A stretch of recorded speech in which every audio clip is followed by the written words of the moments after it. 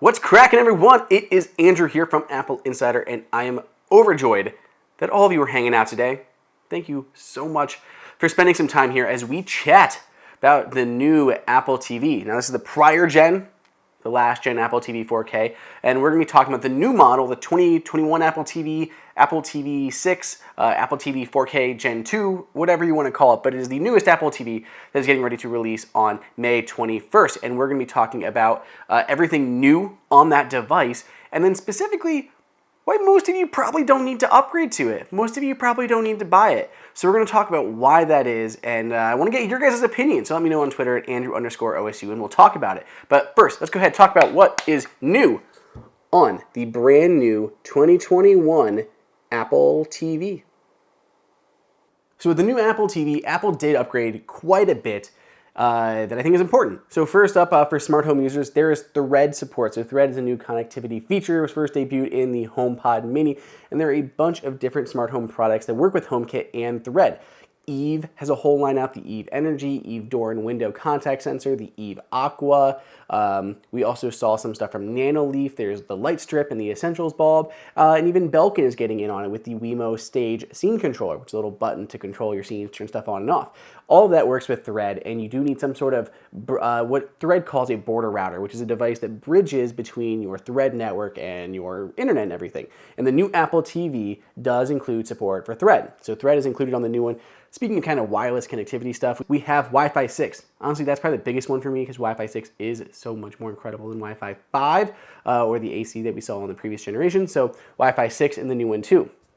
Getting into more detailed hardware specs on the inside, Apple's upgraded the processor from what I think was an A10 Fusion processor, A10X Fusion processor, to the A12 Bionic processor. So it's not the current generation processor, but it's an older processor. So 2 generations newer processor inside of the updated Apple TV.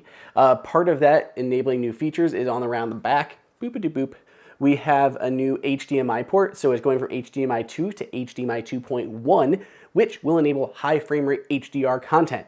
Apple says they are working with a bunch of different providers, including NBC, Paramount Plus, Fox Sports, all to enable high frame rate content on your Apple TV. So whether it's YouTube videos that are in high frame rate HDR, whether it is sports, whether it is nature documentaries, all that stuff is going to look super gorgeous in that higher frame rate and HDR.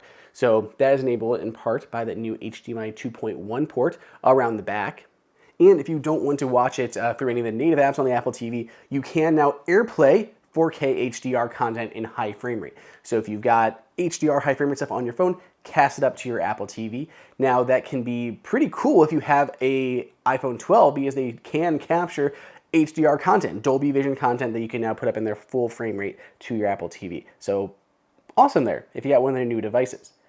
Finally, the last thing that upgraded this time around is the remote. So Apple has done away with this generation Siri remote and replaced it for a new one. So a new generation Siri remote has a cool little iPod style click wheel around the outside to allow you to move forward and backward and select the exact frame you want while you're looking at a video or audio, anything like that. You can also swipe around on it. It's a 5-directional D-pad. Yeah, overall just a really nice upgraded remote. There's an actual power button on the remote now that you can use to turn off your TV by itself. And overall, just an improved remote. Got rid of the whole glass front, so it should be more durable than this model was. But with all those changes, should you bother upgrading? And I know some of you already have an opinion in mind. Some of you are already like, no, I'm not going to upgrade. And I think that's the right decision for 90% of you out there. Most people are not going to pay a ton of attention to HDR content, or specifically high frame rate HDR content. The reason that you would want to upgrade that is if you were a really big sports fan. But even right now, there's not a lot of HDR content in high frame rate that's going to be available. Apple says it's working with these people, but none of them have officially been announced yet. So that high frame rate HDR content for football and everything, it's not even there yet. So that should not be a huge reason for users to upgrade. The only reason that I kind of say it would be good to upgrade, aside from when that high frame rate content comes out, is if you have an aging Apple TV HD and you were holding off on buying the 4K until an updated model comes out. If that is the boat you're in, then do it. This is far better than the prior generation in a number of ways, and it's the newest one out. So Apple isn't releasing a new Apple TV 4K for quite a while now. So if you were holding out and waiting to upgrade, now is the time to do it, to jump to the updated Apple TV 4K Gen 2.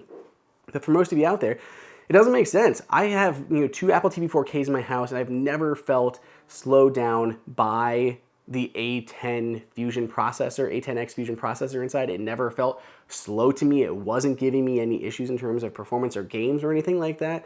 So right now, there's just not that huge need to upgrade. You're not going to probably care about the high frame rate HDR.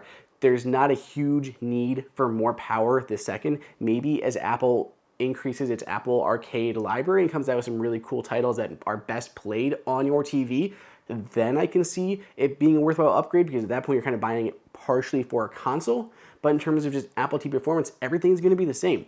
Everything pretty much operates the same. Thread support is nice, but HomePod minis are just as easy to pick up, and people may already want to add those to their home versus an Apple TV. It's nice to have it there, but again, it is definitely not necessary. The one reason that I think is most drawing for the Apple TV is the updated remote, the updated Siri remote. And the Apple TV Siri remote can be purchased on its own for $60.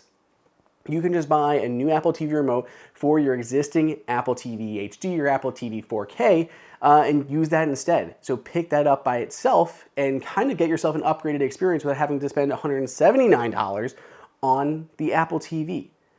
That's kind of what I think most people should do. If you're kind of yearning for the new one, just buy a new remote, go that route. Then you still have a backup if you've got your existing Siri remote. I think that's the best choice for most people out there. But change my mind. Let me know over on Twitter at Andrew_OSU. Do you think it's worth upgrading to the new Apple TV 4K Gen 2?